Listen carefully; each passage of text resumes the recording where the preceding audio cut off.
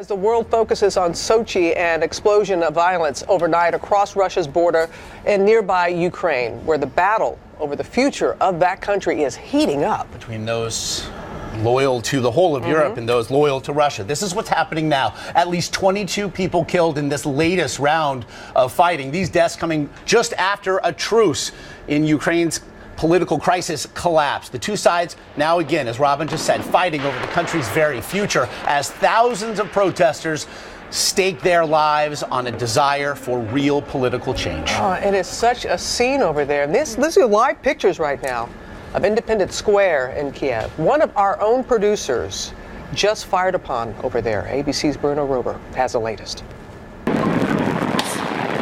As the sun rose in Kiev this morning, a fresh and horrifying round of violence unfolded. I was able to watch from my hotel room as ranks of police at almost point-blank range fired on protesters carrying little more than sticks and makeshift shields. They fell where they stood. I saw at least 7 protesters shot. The wounded were dragged away or hoisted onto makeshift gurneys. The lobby right here in our hotel was turned into a field hospital and morgue. Scores of bodies have been laid out under sheets by the reception desk. The number keeps rising. Security forces have taken up positions on the upper floors of our hotel as well and have been shooting down protesters from there. Journalists have been targeted. ABC producer Matt McGarry's room was hit by at least 2 rounds which came in through his window. All talk of ceasefire has all but disappeared.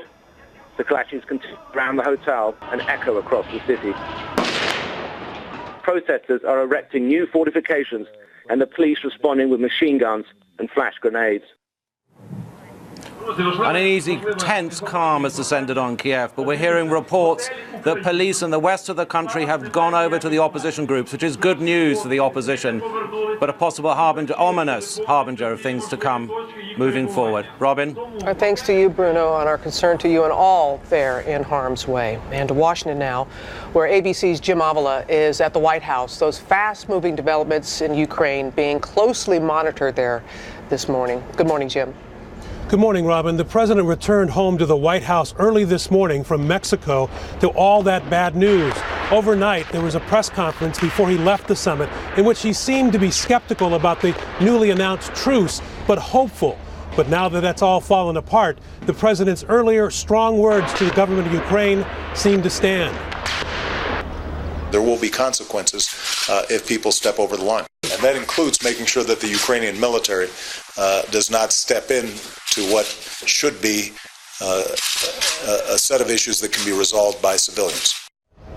The president says America is watching closely to what's going on in Kiev, and they will coordinate with the allies, the European allies. So what is the next step there, Jim, with the White House?